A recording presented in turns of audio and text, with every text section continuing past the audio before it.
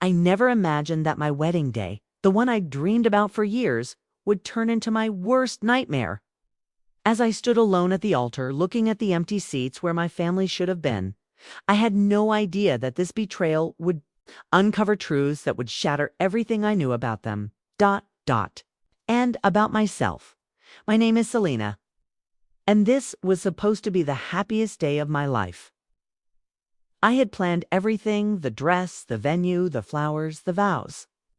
I wanted this day to be perfect. I wanted my family to be there, my parents, my siblings smiling and supporting me as I walked down the aisle. But when I stood at the back of the church, ready to walk toward the man I loved, something felt wrong. I looked out into the sea of chairs. Empty. No one was there. Not a single familiar face. My stomach dropped. I stood frozen, hoping it was some sort of mistake, that they were just running late. "Selena, you okay?" Ben's voice broke through my thoughts. I nodded, but I couldn't speak. The silence in the room was deafening. The chairs that were supposed to be filled with the people I loved felt like they were mocking me.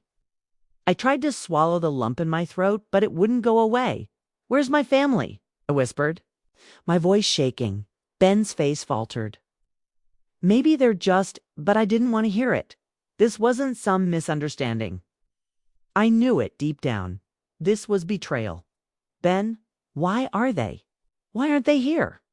I asked, not looking at him. He took my hand, but I could feel the tension in his grip. Maybe something happened. Maybe they're stuck in traffic.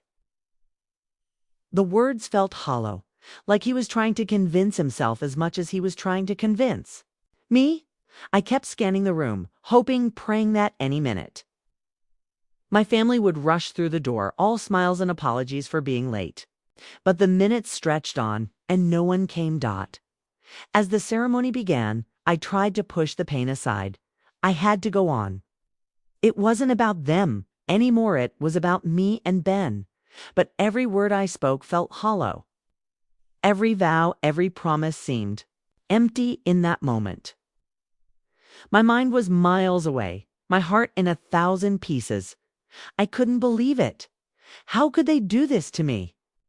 How could they just leave me here alone? What had I done to deserve this? I kept telling myself it was just a mistake, that they were busy or maybe something happened. But deep down, I knew the truth. I had been betrayed. And I felt it in every breath, every beat of my heart. It wasn't just the absence of my family, it was the absence of love, of support, of everything I thought was real when I finally walked down the aisle. The only sound was the click of my heels against the cold floor. I reached Ben, my hand trembling in his, and I tried to smile. But it was hard. It was hard because something was missing, and it was something I couldn't get back. As I stood there, looking out at the sea of empty seats, I realized that this wasn't just a day about me and Ben. This was the beginning of something much bigger. A truth I had been blind to for so long. A truth that was waiting to be uncovered, and I had no idea how much it would hurt when finally saw it. The days after the wedding were worse than the day itself. I kept replaying the events in my head over and over, as if some part of me believed that I'd missed something, some explanation that would make it all make sense. But nothing did. I didn't even know how to begin processing what had happened. My phone was full of missed calls and unanswered texts. Ben tried to comfort me. He'd hold me, whispering, "It'll be okay, Selena. We'll figure this out." But the words never reached me. I was too numb to feel anything. "Selena, talk to me," he said, brushing a lock of hair from my face. I turned away, unable to look at him. "I don't understand. Why would they do this? Why didn't they come?" His voice full of concern. "Maybe something happened? A misunderstanding? Maybe no." I cut him off. "No, they would have told me. Not stupid, Ben. They chose not to come. They didn't even bother to call." The silence was unbearable. I kept calling and texting, my parents begging them for an explanation, but my messages went unanswered. The ringing of the phone in my hand only made the silence more deafening. "Please, Mom, please, Dad, just tell me why." I whispered into the empty space between the calls. Nothing. Just silence. I tried to push it down to ignore the gnawing feeling in my chest, but it was impossible. Every time I tried to pretend everything was fine, it was like the pain only deepened. I didn't know how to move forward. My wedding was supposed to be the start of a new chapter, a fresh beginning. Instead, it felt like the door had slammed shut in my face, and no one, least of all my family, was there to help me open it again. "Ben," I said, my voice breaking, "something is wrong. Something's off. Can feel it." He sat beside me, his hand gently resting on my shoulder. "What do you mean? You don't think your family just didn't show up?" I shook my head, unable to explain the feeling that had settled in my gut. "No, I can't believe that. Not without a reason, not without them saying something." It's Grace. Silent for a moment, and I could feel his worry growing. "So what are you going to do?" I didn't answer immediately. I couldn't. The question was too big. But deep down, I knew what I had to do.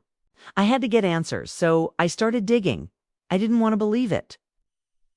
But the more I searched, the more cracks appeared in the perfect image of my family that I had held for so long. Things didn't add up. Little things. Small lies I had ignored for years. When I looked closer, could see how carefully they had hidden their truths from me. There were whispers I'd overheard when I was younger. Things that never seemed important at the time. Words exchanged in hurried conversations when they thought I wasn't listening. "She's just like her mother." I remembered hearing my father say that once, his voice dripping with disdain. But it was just a passing remark. Or so I thought. Now, those words felt like pieces of a puzzle I hadn't been able to see. I couldn't stop myself. I needed to know everything. I needed to understand what they had been hiding from me. The more I uncovered, the more I realized how deep the betrayal went. My parents had been lying to me for years about so many things, and that was the hardest part. It wasn't just that they had skipped my wedding, it was that they had been hiding the truth from me all along. They'd made me believe in a version of family that didn't exist. I felt like I didn't know who they were anymore, or who I was in relation to them. How could I have been so blind? Ben stayed quiet as I spiraled deeper into my search for answers, but I could feel the weight of his concern. I wasn't the same person anymore. Couldn't go back to the girl who believed everything they told me. The girl who thought family would always have her back. But now I knew. I couldn't trust them. Not anymore. And that thought was harder to accept than any of the lies they'd told me. I felt like I was drowning in the truth. It came in pieces, one after another, each one more devastating than the last. It started with the smallest things, the whispers, the lies. But as I dug deeper, it became clear. My family knew things about me, things about my past, things I had never been told. And they had kept it from me. They had kept everything from me. I sat on the floor of my living room, Ben sitting next to me, but I wasn't really there. My mind was elsewhere, racing through the revelations I had just uncovered. "Selena," Ben's voice was gentle, but I barely heard him talk to me. "What's going on?" I shook my head, my throat tight. How could they? How could they hide this from me? Ben frowned. "What are you talking about? Steve? My parents?" I whispered. "They've been lying to me for years." Ben's expression softened. "What do you mean?" I ran my hands through my hair, trying to steady my breathing. "They've manipulated me, made me believe that their love was unconditional. But it wasn't. It was ... It was a love based on control. They kept me in the dark. They never trusted me enough to let me make my own decisions." His silence pushed me to keep going, to say everything that had been building up inside me. My voice cracked. "They made me think I was the problem, Ben, that I was too much, that nothing I did was ever enough. And all this time, I thought it was me.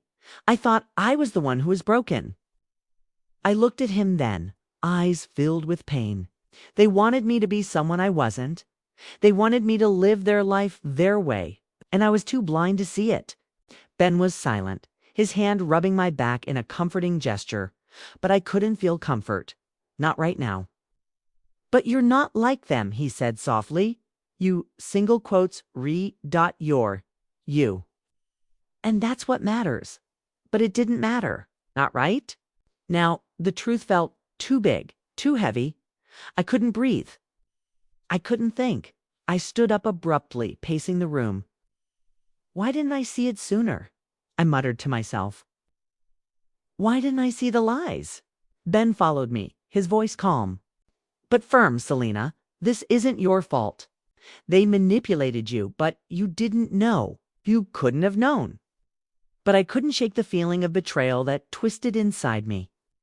I had spent my entire life believing in this perfect family image, this perfect love they sold me. And now I saw it for what it really was. Control, manipulation, lies. How could they do this to me? I asked the question more to myself than to him. But Ben's eyes softened as if he felt the weight of my pain. They took everything from me. I whispered, the tears finally slipping down my face. All these years I thought they loved me for who I was. But it wasn't me they loved. It was the version of me they created. Ben stepped closer, his hand touching my arm. But now you know the truth, Selena. And you don't have to stay in their world. You can break free. His words hit me like a wave. He was right. I had to break free. I couldn't live in their world anymore. Not like this. The more the truth settled, the more I realized that this wasn't just about the wedding. It wasn't just about them skipping it. It was about everything their control. The emotional abuse that had been buried under false smiles and well-intended words. My whole life had been shaped by their lies. And now I had to find a way to walk away from it all. From them. From their world. It was the only way I could breathe again. I couldn't remember the last time I had felt so broken. The pain from the betrayal was sharp, but with every tear I shed, something else was growing inside me. Something stronger. I had been shattered. Yes. But I was also piecing myself back together in ways I didn't know I could. I stood in front of my parents' house, my hands shaking. I had no idea how I was going to confront them, but I couldn't stay silent any longer. I had to do this for myself, for the woman I was becoming. I rang the doorbell, each chime ringing in my ears. My heart pounded in my chest as the door opened. And there they were, my mother, my father, standing in the doorway like nothing had happened. "Selena," my mother said softly, her voice too calm, too rehearsed. "What are you doing here?" I didn't answer at first. I just stood there looking at them, feeling every wound they had inflicted on me. "You," I began, but the words caught in my throat. I took a deep breath and steadied myself. "You skipped my wedding." My father's face hardened, his jaw tightening. "We didn't think—" "No," I cut him off. "You didn't think at all. You didn't even care to show up to support me." My mother stepped forward, trying to soften the moment. "Selena, we had our reasons. You don't understand. I understand perfectly." My voice broke, but I didn't back down. "You've been controlling me my whole life, making me believe that I wasn't enough, that nothing I did was ever good. Enough. You manipulated me into thinking you loved me unconditionally. But it was all a lie. It was never about love. It was about control." There was a long, painful silence. My mother's eyes flickered with guilt, but she quickly hid it behind a veil of defensiveness. "You're being dramatic," my father said, his voice low, almost cold. "We did what we thought was best for you. Couldn't believe it. You thought what you were doing was best. By ruining my wedding. By making me question my worth for years." My heart pounded in my chest as I spoke. I had never confronted them like this before, but I was done. Done with hiding my truth. Done with living under their shadow. "Selena," my mother said, her voice trembling slightly. "We didn't mean to hurt you. We love you. Love me," I repeated bitterly. "You loved me, you would have shown up. If you loved me, you wouldn't have kept so many secrets from me. You wouldn't have manipulated me into becoming someone I'm not. I felt the anger inside me rise. But it wasn't just anger, it was freedom. I wasn't the same girl who had begged for their approval anymore. I was stronger, wiser, and ready to break free from the prison they had built around me. Your mistakes, I said, my voice trembling but resolute, have hurt me deeply. But I'm not the victim anymore. I'm not going to live in your lies. Not anymore. They stood there looking at me, and for the first time I saw regret in their eyes. It hit me harder than I expected. It's a realization that they had hurt me intentionally or not stung, but it also gave me clarity. They were the ones who were broken, not me. You can't keep controlling me, I continued, stepping back, feeling more in control of myself than I ever had before. I'm done with living for you. I'm done being the person you wanted me to be. I'm going to live for me. My father's shoulders slumped slightly and my mother's eyes welled up, but I couldn't stay. I had to walk away. For the first time, I was leaving them behind, not out of spite, but out of strength. I'm not escaping you, I said, my voice firm. I'm finding myself. I turned and walked away, my heart heavy, but my steps light. Wasn't running from them. I was walking towards something much more important, my own freedom. As I walked down the street, I felt the weight of their regret behind me, but I didn't look back. I wasn't that girl anymore, the one who had begged for love. Now I was the woman who had found her own.